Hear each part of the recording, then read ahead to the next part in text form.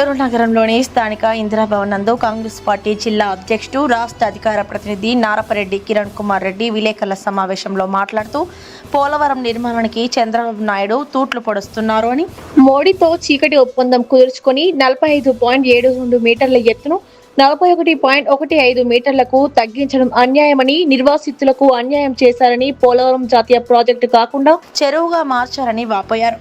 పోలవరంపై కూటమి ప్రభుత్వ వెన్నుపోటు తరతరాలకు శాపమని అన్నారు. డిపిఆర్ ప్రకారం నిర్మాణం జరిపితే ఆంధ్రప్రదేశ్ ప్రజలు, ముఖ్యంగా రైతులు బాగుపడతారని, పేరు కోసం నిర్మిస్తే, కేవలం పర్యాటక ప్రాంతంగా నిర్మిస్తే సమస్య జటిలమవుతుందని అన్నారు. ఈ కార్యక్రమంలో సీనియర్ కాంగ్రెస్ నాయకులు డాక్టర్ యశోధర, సిటీ కాంగ్రెస్ అధ్యక్షులు షేక్ ఇర్ఫాన్, పిసిసి మెంబర్, జిల్లా ఉపాధ్యక్షులు బాలసుధాకర్, ప్రధాన కార్యదర్శి కె సంజయ్ కుమార్, న్యాయవాది సుధీర్, రూరల్ మల్లికార్జున్ రెడ్డి, మల్లి కిషోర్, సుధాకర్ రెడ్డి, హనీఫ్, బద్రి, సేవాతల్, సుజాత, ఎన్ఎస్యుఐ రాజా, యుగంధర్, సుమన్ తదితరులు పాల్గొన్నారు. బీజేపీ వాళ్ళ సర్వైవలే దేవుణ్ణి రాజకీయానికి పెట్టుకొని సర్వైవ్ అవుతున్నారు. అలాంటి దేవుడి మందిరాన్ని కట్టి దాని డబ్బుల్ని మిస్యూజ్ చేసి, దాని డబ్బుల్ని దొంగతనాలు చేసి, దానికి అకౌంటబిలిటీ అనేది కానీ, ఇప్పుడు ఇంకా నీట్ ఎగ్జామ్స్ వీటన్నిటి గురించి అదొక డిఫరెంట్ టాపిక్. అసలు ఏ పనికైనా ఒక అకౌంటబిలిటీ అనే మాటే లేకుండా పోయింది. ఎందుకంటే మోడీ గారు పీక్ లెవెల్ కరప్షను, పీక్ లెవెల్లో వాళ్ళ చేతుల్లో ఇరుక్కోబోయి ఉన్నారు. అంబానీలు, అదానీలు అండ్ వీళ్ళ అమెరికన్ ప్రెసిడెంట్, వీళ్ళ చేతుల్లో ఈయన కీలుబొమ్మలేరు. ఎందుకంటే ఈయన రహస్యాలని వాళ్ళు పట్టుకొని ఈయన ఆడిస్తున్నారు. So it is their problem. So ఇన్ని జరుగుతూ ఉండి అదే రామ మందిరంలో ఇన్ని జరుగుతున్నాయి, నోరిప్పే దానికి వీలు లేకోకుండా వాళ్ళని సేఫ్ గార్డ్ చేసుకోవడానికి సరిపోతుంది. గడ్కరీ గారు వాళ్ళ కొడుకు ఇథనాల్ ప్రాజెక్ట్ని ఎట్లా పైకి తీసుకొస్తామా, దాన్ని సేఫ్ గార్డ్ చేసుకోవడానికి అవన్నీ ఉంటుంది. సో ఇవన్నీ ఎంతవరకు మాకు తెలియదు. కానీ రామ మందిరం డబ్బులు తీసుకున్న వాళ్ళని దేవుడు కూడా చూసి చూడనట్టు ఉంటారేమో. కానీ మేము గవర్నమెంట్లోకి కాంగ్రెస్ పార్టీ వచ్చి తీరుతుంది. వచ్చినప్పుడు మాత్రం ఎవరినైనా పట్టించుకుంటారో లేదో కానీ వీళ్ళని మాత్రం వదిలే సమస్య లేదు. దేవుడికని డబ్బులు కలెక్ట్ చేసి దేవుడి పేరు మీద వాళ్ళు దొంగతనం చేస్తే, చోరీకి కూడా, దొంగతనానికి కూడా ఒక హద్దు ఉండాలి. సో చోరీ చేయడంలో కూడా దేవుడి దగ్గర చోరీ చేస్తారా, దేవుడి మనీని చోరీ చేస్తారు, ఇంకా మామూలు వాళ్ళ పరిస్థితి ఏంటి? సో ఇలాంటి వాళ్ళని ఎట్ ఎనీ కాస్ట్ క్రూసిఫై చేయాలి. ఇలాంటి వాళ్ళని వదలకూడదు. అఫ్కోర్స్ ముందుంది ముసళ్ళ పండుగ. రాహుల్ గాంధీ గారు ఇంకిన్ని వీళ్ళ సెట్ బ్యాక్స్ తీసుకొని ఇలా పట్టుకొని వస్తున్నారు. రేపు వచ్చినప్పుడు ఇంకిన్ని బయట పెడతాము. సో వీళ్ళ నాశనాన్ని వీళ్ళే చేతుల, ఎలాగో మేము నాశనం అయిపోతున్నాం కాబట్టి ఎంత దోపిడీ చేస్తే అంత చేసుకోవాలా అనే టెండెన్సీతో వీళ్ళు ఉన్నారు. బట్ వీళ్ళని ఎవరిని కూడా స్పేర్ చేసే పనే లేదు గవర్నమెంట్ రూలింగ్లోకి వచ్చినప్పుడు. Thank you so much. Chandrababu గారు 2 రోజుల క్రితం పోలవరాన్ని సందర్శించి మార్చి 31లోగా పోలవరం ప్రాజెక్టుని పూర్తి చేస్తాం, మొదటి దశని జాతికి అంకితం చేస్తామని చెప్పడం జరిగింది. ఈరోజు పోలవరం ప్రాజెక్టుకి సంబంధించి రాజశేఖర రెడ్డి గారి కలల ప్రాజెక్ట్ అయినటువంటి పోలవరానికి రాజశేఖర రెడ్డి గారు ముఖ్యమంత్రిగా ఉండంగానే దానికి సంబంధించినటువంటి కేంద్ర ప్రభుత్వ అనుమతులు మొత్తం దగ్గర 108 అనుమతులు తీసుకొచ్చి పోలవరం ప్రాజెక్టులో దాదాపు 33% రాజశేఖర రెడ్డి గారు బతికుండగానే రైట్ మెయిన్ కెనాల్ కావచ్చు, లెఫ్ట్ మెయిన్ కెనాల్ కావచ్చు 33% పనులు పూర్తి చేసినటువంటి మహానుభావుడు స్వర్గీయ రాజశేఖర రెడ్డి గారు. కాబట్టి కాంగ్రెస్ పార్టీ రాష్ట్రాన్ని విడదీసేటప్పుడు పోలవరం ప్రాజెక్టుకి సంబంధించి రాష్ట్ర ప్రభుత్వం నిర్మించుకునేటటువంటి ఆర్థిక స్తోమత ఉండదని గ్రహించి పోలవరం ప్రాజెక్టుని జాతీయ ప్రాజెక్టుగా గుర్తించి దానికి సంబంధించినటువంటి ఖర్చు అయ్యేటటువంటి మొత్తం నిధులను కూడా కేంద్ర ప్రభుత్వమే భరిస్తుందని విభజన చట్టంలో పెట్టి ఈ యొక్క రాష్ట్ర ప్రజలకు కావాల్సినటువంటి అన్నిటినీ కూడా రాష్ట్రాన్ని విడదీసేటప్పుడు ముందు చూపుతూ ఆలోచించి విద్యా సంస్థలు అయితేనేమి, ఇరిగేషన్ ప్రాజెక్టులు అయితేనేమి, అదేవిధంగా మౌలిక వసతులకు సంబంధించి కావచ్చు, స్టీల్ ఫ్యాక్టరీలు కావచ్చు, ఇవన్నీ కూడా విభజన చట్టంలో పొందుపరిచి ఒక చట్ట రూపంలో కాంగ్రెస్ పార్టీ ఇచ్చినప్పుడు ఈరోజు పోలవరం ప్రాజెక్టుకి సంబంధించి గత 2 ప్రభుత్వాలు ఒకరి మీద ఒకరు నెపం నెట్టుకుంటూ దాన్ని కాస్త కాలయాపన చేస్తూ వచ్చాయి. జగన్మోహన్ రెడ్డి గారి ప్రభుత్వంలో పోలవరం ప్రాజెక్టుకి సంబంధించి నిర్వాసితులకు ఇవ్వాల్సినటువంటి పరిహారాన్ని 2 భాగాలుగా కుదించడం జరిగింది. అందులో మొదటి దశలో 41.15 మీటర్ల ఎత్తు వరకు నీటిని నిల్వ చేస్తే ఎంతవరకు ముంపుకు గురవుతుందో ఒక రాడార్ సర్వే చేసి మొదటి విడతలో వాళ్ళకి పరిహారం ఇస్తానని చెప్పడం జరిగింది. స్వర్గీయ రాజశేఖర రెడ్డి గారు ముఖ్యమంత్రిగా ఉన్నప్పుడు పూర్తి సర్వే చేసి దానికి సంబంధించినటువంటి ఆ కుటుంబాల్లో ఆనాటికి రిహాబిలిటేట్ చేసేదానికి సంబంధించినటువంటి ల్యాండ్ కావచ్చు, అదేవిధంగా కుటుంబంలో 18 సంవత్సరాలు నిండినటువంటి వ్యక్తులందరినీ కూడా గుర్తించి పరిహారం ఎంత ఇవ్వాలని డిసైడ్ చేస్తే కనీసం ఈ రోజుకి మొదటి విడత పరిహారం ఈరోజు పోలవరం నిర్వాసితులకి అందలేదనేటటువంటి మాట వాస్తవం. ఈరోజు చంద్రబాబు గారు 37 సార్లు ప్రాజెక్టుని సందర్శించారని చెప్తున్నారు. మరి నిర్వాసితుల యొక్క సమస్యల పట్ల మీరు ఎన్నిసార్లు వాళ్ళతో నిర్వాసితులతో మాట్లాడారని కాంగ్రెస్ పార్టీ డిమాండ్ చేస్తుంది. కాబట్టి ఈరోజు కేంద్రంలో స్పష్టంగా ఇప్పుడు ఉండేటటువంటి కూటమి ప్రభుత్వంలో ఫైనాన్స్ మినిస్టర్ బడ్జెట్ బిల్లులో పోలవరం యొక్క ప్రాజెక్టు నిధులను దగ్గర 30,000 కోట్లు తగ్గిస్తున్నామని చెప్పినా కూడా ఈరోజు మళ్ళీ ఏదో తంటాలు పడి మేము సెకండ్ ఫేజ్కి ఒప్పించామని చెప్తున్నారు. కానీ ఈరోజు R&Rకి సంబంధించినటువంటి దగ్గర 30,000 కోట్ల రూపాయలు ఇంకా కూడా మీరు నిర్వాసితులకి చెల్లించాల్సి ఉంది.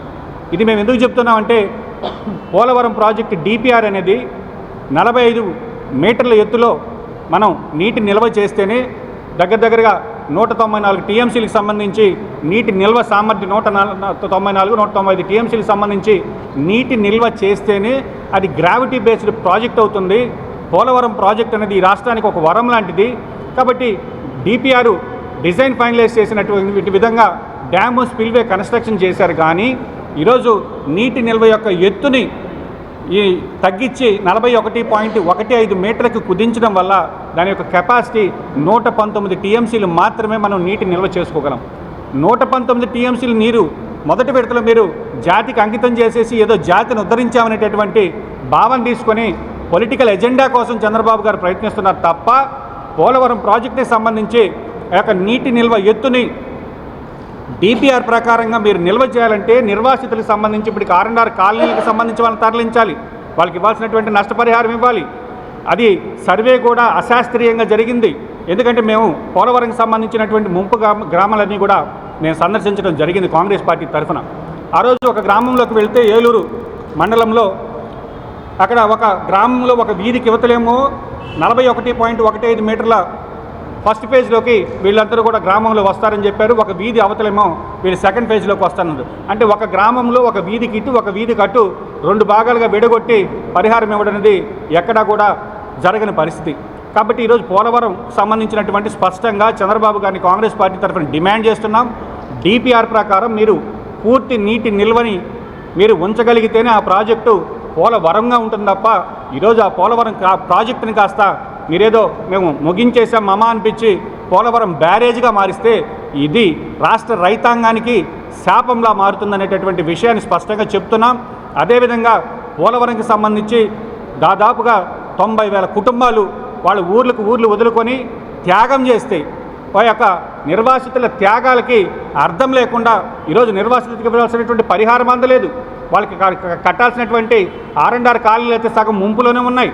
కాబట్టి నిర్వాసితులను గాలి కొదిలేసి త్యాగం చేసినటువంటి వాళ్ళకి మనం న్యాయం చేయకపోగా ఈరోజు కేంద్ర ప్రభుత్వం నుంచి రావాల్సినటువంటి నిధుల్ని రాబట్టి కంప్లీట్గా నిర్వాసితులకి R&R ప్యాకేజీ ఇచ్చిన తర్వాత అదేవిధంగా DPR ఏదైతే ఉందో 45.57 మీటర్లకు సంబంధించినటువంటి నీటి నిల్వ చేస్తేనే ఈరోజు 960 మెగావాట్స్కి సంబంధించినటువంటి పవర్ ప్రాజెక్టు రన్ అవుతుంది.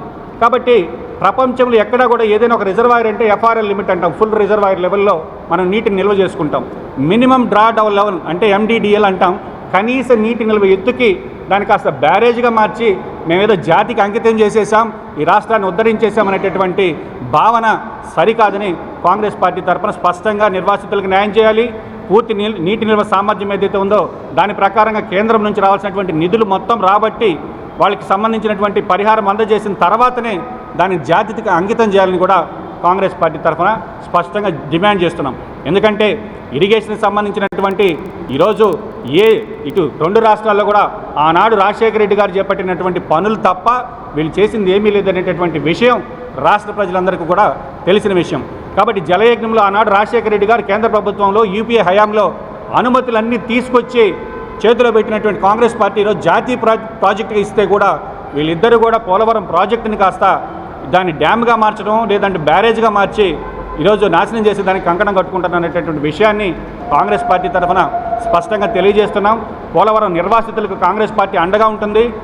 విభజన బిల్లులో పెట్టిన విధంగా కంప్లీట్ 100% R&R ప్యాకేజ్ కానీ మొత్తం నిధులన్నీ కూడా కేంద్ర ప్రభుత్వం చెల్లించి వాళ్ళకి రిహాబిలిటేట్ చేసిన తర్వాతనే ప్రాజెక్టును జాతికి అంకితం చేయాలని పూర్తి నీటి నిల్వ సామర్థ్యంతో ఉంటేనే కృష్ణా గోదావరి అనుసంధానం కూడా పూర్తవుతుంది. కాబట్టి ఇది రాష్ట్ర రైతులందరికీ సంబంధించినటువంటి రాష్ట్ర భవిష్యత్తుకు సంబంధించినటువంటి విషయం. కాబట్టి కాంగ్రెస్ పార్టీ మళ్ళీ చంద్రబాబు గారికి సూచనిస్తున్నాం లేదా హెచ్చరిస్తున్నాం, పోలవరం ప్రాజెక్టు మీరు జాతికి అంకితం చేసే నాటికి పూర్తి నీటి నిల్వ సామర్థ్యం DPRలు ఏ విధంగా అయితే ఉందో ఆ విధంగానే మీరు ఆ డ్యామ్ని నడపాలని కూడా డిమాండ్ చేస్తున్నాం. బీజేపీ ప్రభుత్వం యొక్క పనితీరు, మోడీ గారి యొక్క ప్రభుత్వ పనితీరు ఏ విధంగా ఉందనే దానికి ఒక కాంగ్రెస్ పార్టీ తరఫున చిన్న ప్రజలకి గుర్తు చేస్తున్నాం. అయోధ్య రామ మందిరం అనేటటువంటి ఎజెండాతోనే బీజేపీ అధికారంలోకి వచ్చింది. వాళ్ళ యొక్క ఉద్దేశమే మతాన్ని అడ్డం పెట్టుకొని, హిందుత్వాన్ని అడ్డం పెట్టుకొని, రాముణ్ణి అడ్డం పెట్టుకొని అధికారంలోకి వచ్చారు. రామ మందిర ఏదైతే ఉందో అయోధ్య రామ మందిరానికి సంబంధించినటువంటి ట్రస్ట్కి సంబంధించినటువంటి విరాళాల స్కామ్ ఈరోజు భారతదేశంలో ఉండేటటువంటి ప్రతి ఒక్క హిందువుల మనోభావాల్ని దెబ్బతీసింది. ఎందుకంటే రామ మందిరం అంటేనే ఆ యొక్క ప్రజలకి అదొక విశ్వాసం.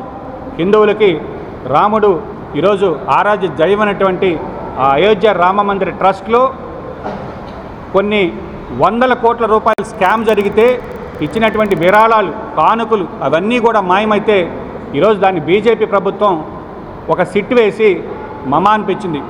ప్రధానమంత్రి గారు పార్లమెంట్లో చాలా స్పష్టంగా చెప్పారు, ఈ రామ మందిర్ యొక్క ట్రస్ట్ అనేది పార్లమెంట్లో దాని మీద డిస్కషన్ కూడా జరిగింది. కాబట్టి ఈరోజు జరిగినటువంటి అవకతవకలకి నరేంద్ర మోడీ గారు సమాధానం చెప్పాలి. ఎందుకంటే భక్తులు ఎంతో పవిత్రతతో ఈరోజు తిరుమలకు వెళ్ళినా ఇంకో గుడికి వెళ్ళినా మనం ముడుపులు తీసుకెళ్ళి ఆ యొక్క హుండీలో వేస్తాం. మరి ఎందుకంటే హిందువుల యొక్క భక్తితో కూడినటువంటి విశ్వాసం ఈరోజు హిందువుల యొక్క మనోభావాలను బీజేపీ ప్రభుత్వం కాలరాసింది. బాలరాముడిని అడ్డం పెట్టుకొని ఈరోజు వచ్చినటువంటి విరాళాలు కావచ్చు, కానుకలు కావచ్చు, వాటి ఆ కేసుకి సంబంధించి ఆ ట్రస్ట్లో మెంబర్లు రిజిగ్నేషన్ చేసి వాళ్ళని యాక్సెప్ట్ చేసి వాళ్ళ మీద ఎటువంటి చర్యలు తీసుకోలేదు. ఈరోజు ఎంతో కొన్ని 100 కోట్ల రూపాయలు పోతే కొన్ని లక్షలకి కంప్లీట్ చేసి మేమేదో ఆ కేసును తప్పుదో పట్టించి సిట్ వేసి క్లోజ్ చేశారు. కాబట్టి కాంగ్రెస్ పార్టీ మరొకసారి స్పష్టంగా అయోధ్య రాముడు యొక్క ట్రస్ట్లో జరిగినటువంటి అవకతవకల మీద సుప్రీంకోర్టు న్యాయ కమిటీని వేసి దాని మీద పూర్తిగా సమగ్ర విచారణ జరపాలి. అందరిపైన కూడా చర్యలు తీసుకొని ఈరోజు భక్తుల మనోభావాలను కాపాడాల్సిన బాధ్యత ఈరోజు బీజేపీ ప్రభుత్వం పైన ఉందని కాంగ్రెస్ పార్టీ తరఫున డిమాండ్ చేస్తున్నాం. కాబట్టి రాముడు దేవుడితో ఆటలాడినటువంటి ఏ ప్రభుత్వాలు కూడా చరిత్రలో మనుగడ సాగించలేదు. ఈరోజు బాలరామ మందిరానికి సంబంధించి అయోధ్యలో అంత అవకతవకలు జరిగితే దోషుల్ని బీజేపీ కాపాడడం అనేది ఈరోజు బీజేపీ యొక్క పతనానికి ఇది నాంది అని కాంగ్రెస్ పార్టీ భావిస్తుంది. ఆయన కాస్త గాలికి వదిలేశారు. కాబట్టి ఆయన చనిపోయిన తర్వాత వచ్చినటువంటి ఏ ప్రభుత్వం కూడా దాని మీద చిత్తశుద్ధి చూపలేదు. కానీ రాష్ట్రాన్ని విడదీసేటప్పుడు విభజన చట్టంలో పెట్టారు కాబట్టి ఈరోజు హక్కుగా ఈరోజు దాన్ని మనం పూర్తి, ఎందుకంటే దగ్గర ఈరోజు పోలవరంకి సంబంధించినటువంటి ఎస్టిమేట్స్ అన్నీ కూడా డబుల్ ద అమౌంట్స్ అయ్యి ఈరోజు సుమారుగా 60,000 కోట్ల రూపాయల నిధులు రాష్ట్ర ప్రభుత్వం వెచ్చించేటటువంటి పరిస్థితి లేదు. ఈరోజు కేంద్రంలో ఆనాడు కాంగ్రెస్ పార్టీ పెద్దలు విభజన చట్టంలో పెట్టినా కూడా ఈరోజు కూడా పూర్తి చేయలేకపోతున్నారు. కాబట్టి ఈ క్రెడిట్ చోరీలాగా చంద్రబాబు గారిని జాతికి అంకితం చేసేసి నేను పోలవరం ప్రాజెక్టు కట్టానని ఆ విధానంలో ఉన్నాడు తప్ప దీనికి సంబంధించి పూర్తిగా ఆ క్రెడిట్ కాంగ్రెస్ పార్టీదే, రాజశేఖర రెడ్డి గారిది. ఈ వీడియో కనుక మీకు నచ్చినట్లయితే లైక్ చేసి షేర్ చేయండి. మరిన్ని లేటెస్ట్ అప్డేట్స్ కోసం మా ఛానల్ ని సబ్స్క్రైబ్ చేయండి.